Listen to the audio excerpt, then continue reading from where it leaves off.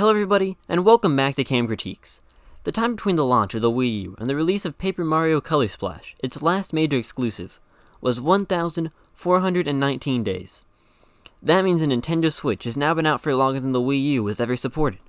So today I'll be talking about the often forgotten Wii U, and proving objectively how it was superior to the Nintendo Switch. They've been supported for about the same amount of time now, so I believe this comparison to be totally fair. Let's get started by talking about the hardware. First, let's talk about the gimmicks of each console. Many laugh at the gimmick behind the Wii U, its somewhat clunky gamepad, but it's far better than that of the Switch, its portability. The gimmick behind the Nintendo Switch is fundamentally flawed. Its portability is limited due to its large size, necessary to hold enough power for a home console. But its power as a home console is limited, as it can't be any bigger if it wants to be portable at all. Whether you prefer portable gaming or home console gaming, your Switch experience is made worse because the Switch is trying to accommodate fans of the other. Personally, I prefer home console gaming. I don't think I've played more than an hour of my Switch undocked in the past 10 months. If every single game that I've played in that time was on PS4 instead of Switch, my experience would have been objectively better. The games would have run at a higher frame rate and a higher resolution, in the same format. That is not true with the Wii U's gimmick. The gamepad is actually something that can enhance games. The Legend of Zelda: The Wind Waker HD, Xenoblade Chronicles X, Super Mario Maker, Nintendo Land, tons of games make great use of the gamepad and would not work nearly as well without it. If you put any of those games on PS4, yes, they perform better, but they would play worse. I understand it's a lot easier to sell a gimmick like take your home console games anywhere than whatever you would call the gamepad, but I think it's clear the gamepad adds much more to your gaming experience than the Switch's portability ever could. Now let's go into the controllers. This is yet another area where I believe the Wii U is far superior, and I don't think this one will take much convincing.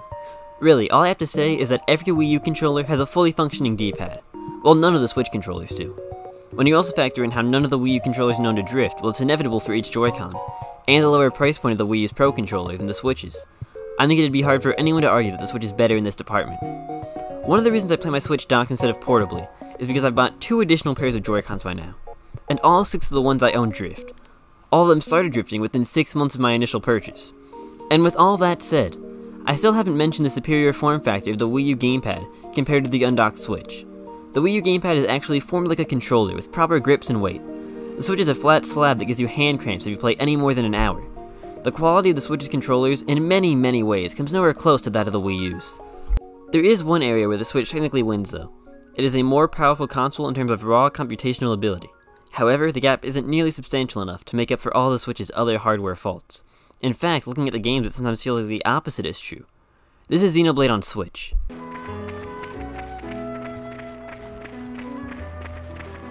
Compare that to Xenoblade on Wii U.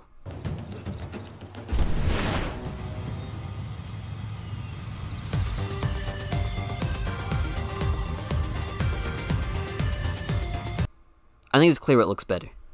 Alright, I think I've done enough to prove that the Wii U hardware is objectively better than the Switch hardware, so now it's time to move on to the software. For this category, I'll be looking at all major exclusives of each console, comparing those from the same series that they have an entry on both consoles. I'll be ranking each one out of 10 and keeping track of the score difference. Whichever console has the higher software score at the end is better. Now, there is some subjectivity here, of course, with me scoring the games, but I think you'll see that the software on Wii U is better whether or not you totally agree with my scores. I won't be looking at each and every Nintendo published downloadable title, just the retail releases. I don't want this video to be an hour long, and I haven't played all of them for both consoles. I also won't be looking at ports or re-releases, so I will look at remakes. You should obviously buy a Nintendo Switch over a Wii U right now. I'm just trying to argue that the Wii U got better support from Nintendo when it was supported. Let's start by looking at the games without counterparts on the opposing console. I'll look at those from the Wii U first. New Super Mario Bros. U is a 7.5. It's a solid 2D platformer with fun movement and level design, but a bland aesthetic.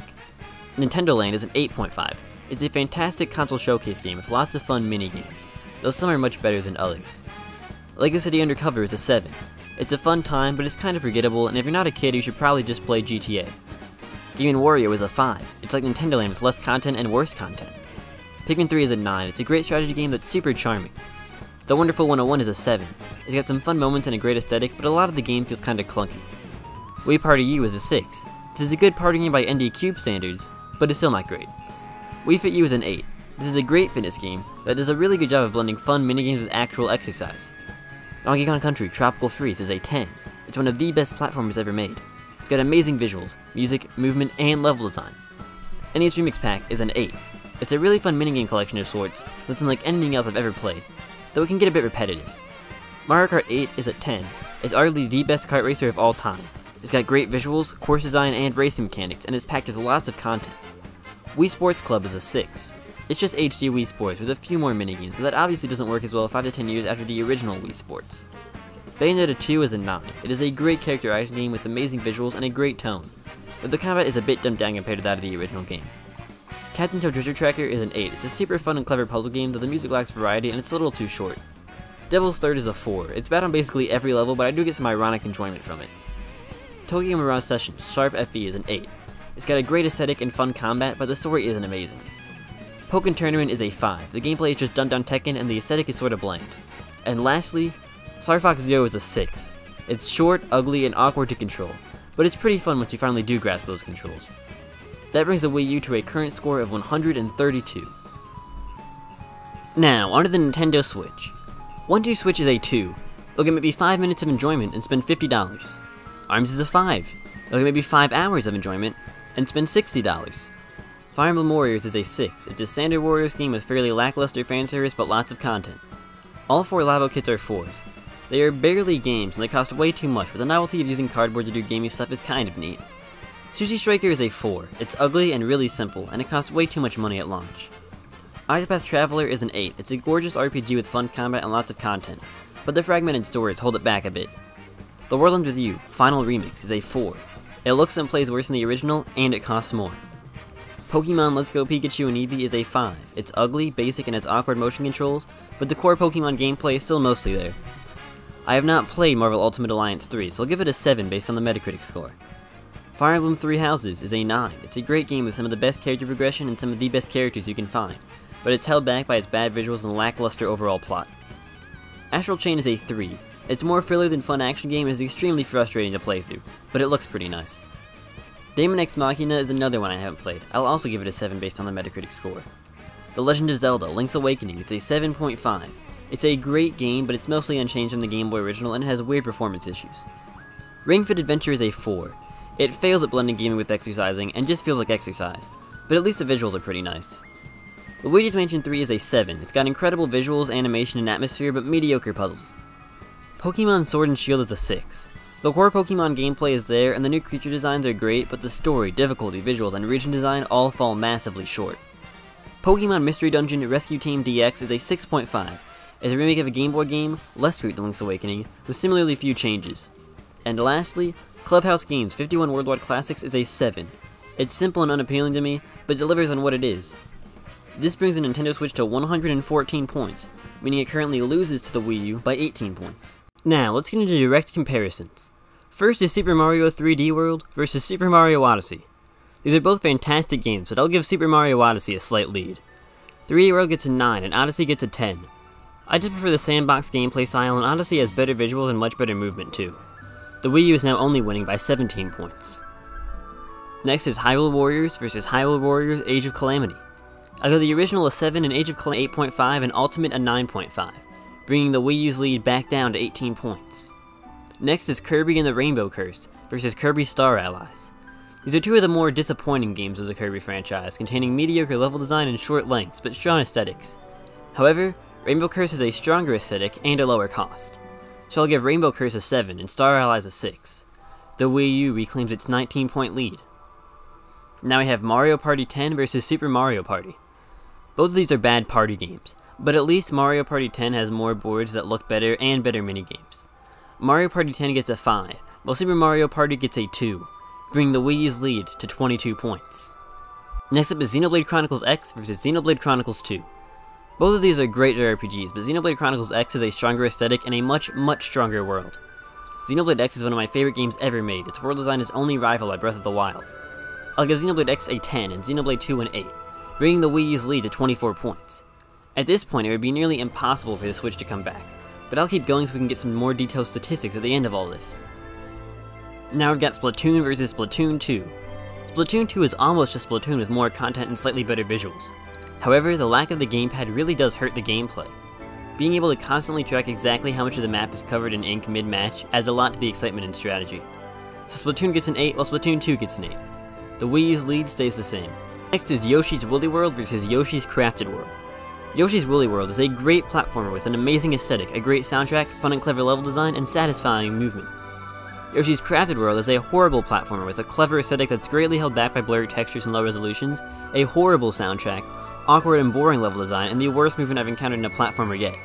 Woolly World gets an 8, while Crafted World gets a 2, bringing the Wii U's lead to 30.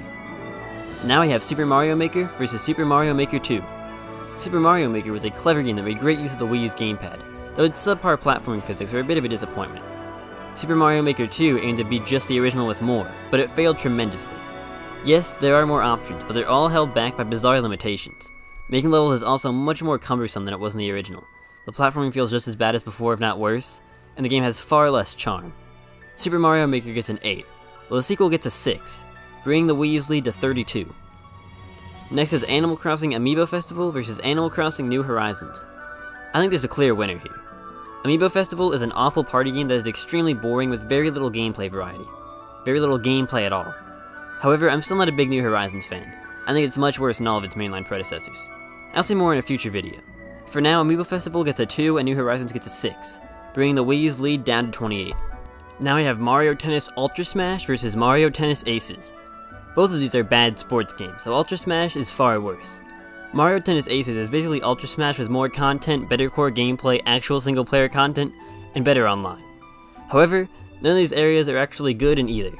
Mario Tennis Ultra Smash gets a 1, while Aces gets a 5, bringing the Wii U's lead down to 24. And finally we have Paper Mario Color Splash versus Paper Mario the Origami King. Both of these titles are disappointing modern Paper Marios, but Origami King has a better story, better gameplay, better visuals, and a better soundtrack. The gameplay is still a bit rough, and the story is still not perfect, but they are both notably better than they were in Color Splash.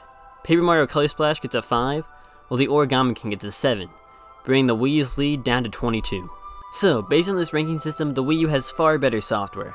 However, this system clearly has some flaws. For example, if the Wii U just had 20 more games that were 1 or 2 out of 10 titles, it would look better, but that's clearly not actually better support. So let's talk about game counts and average scores. The Wii U has 30 major titles, with an average rating of about 7 out of 10. The Nintendo Switch has 33 titles, with an average rating of about 5.5 out of 10. The Wii U has a total of 15 games rated 8 out of 10 or higher, while the Switch has a total of 6 games rated 8 out of 10 or higher.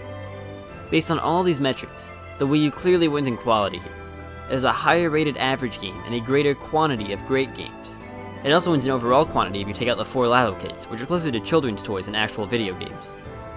I think this definitively shows that the Wii U had superior exclusive software to the Switch. So, there it is, proven through use of facts, empirical evidence, and math. The Wii U is objectively better than the Nintendo Switch. It had better hardware. It had better software. Where does the Switch do better exactly? Third-party support? I guess if you're fine regularly paying $40+ for ports of PS3 games, or sacrificing massive amounts of performance and visual fidelity to get games that are still a generation behind, years after they came out, for a full $60. Marketing? Definitely, but that doesn't affect the experience either of us have actually using the console. In conclusion, a Wii U owner, during that console's prime, was far better off than a current Switch owner is. Let me know if you disagree in the comments so we can all laugh at you for ignoring facts. And if you enjoyed the video, please like and or subscribe. If you want to see additional updates about the channel, follow me on Twitter or Instagram or join my Discord server, all linked in the description below. Thank you all for watching and have a great rest of your day.